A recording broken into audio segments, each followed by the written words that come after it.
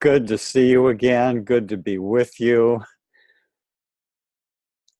Today's dialogue involves evangelist Evan and scientist Simon. And Evan is reminiscing about how in his boyhood he would be moved to tears when reading the gospel according to Matthew by the beautiful wholeness of righteousness of Jesus. And he remembered that line and how it moved him. Happy are they who hunger and thirst for righteousness, for they shall be satisfied. And how that was exemplified by that line from Isaiah, my soul shall rejoice in the love of my God, for he has clothed me in the garments of salvation and has covered me with his robe of righteousness. And Simon offered this thought. When I look at the human Jesus, I see scientific living as well as spiritual living. Think of some of the other Beatitudes. For example, happy are the merciful and the peacemakers. Now, if you're going to be merciful, you need a knowledge and an understanding and a recognition of the natural weaknesses and environmental handicaps of the person with whom you're trying to apply love in a constructive way.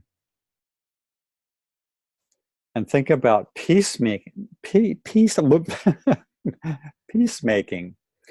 and all the kinds of knowledge and understanding that are required to do a good job at that in different types of conflict. I think Jesus learned lessons not only in terms of the science available at his time and place, together with his own experience and remarkable intellect, but also he learned life lessons with a generality that we could call scientific. He was in an area where the farmers knew the seasons, knew the weather. The fishermen knew where to look to catch fish, and so on.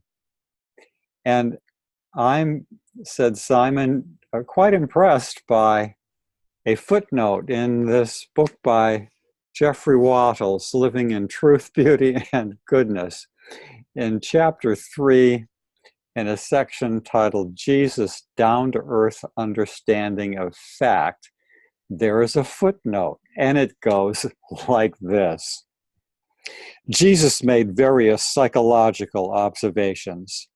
A person can focus on a small fault in another person while being blinded by a huge fault of his own. Some people who seem like prophets are charlatans in disguise. People will respond very diversely to the message of the kingdom due to factors beyond the control of the messengers. Evil in the heart corrupts our thoughts and actions. Jesus' enemies fell into numerous hypocritical behaviors. Some people hang on fearfully to the truth as it was given to them, while others work productively and creatively with what they have. Jesus made sociological observations. A group that is torn by divisiveness cannot endure. Because his messengers were being sent into a hostile environment, they needed to be wise and take care not to inflame the situation by, for example, casting pearls before swine is how Jesus put it, offering advanced spiritual teaching to people who could not profit from it and would react aggressively.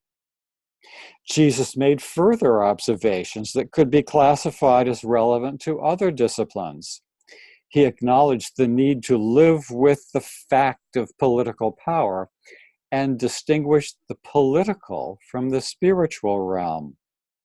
He showed evidence of extraordinarily careful study of Scripture, the scientific discipline in the broad sense today that we would call hermeneutics.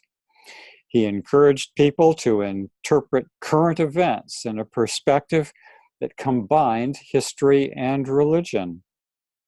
He gave advice on how to conduct a fair grievance procedure, and he gave indications of a just and friendly universe.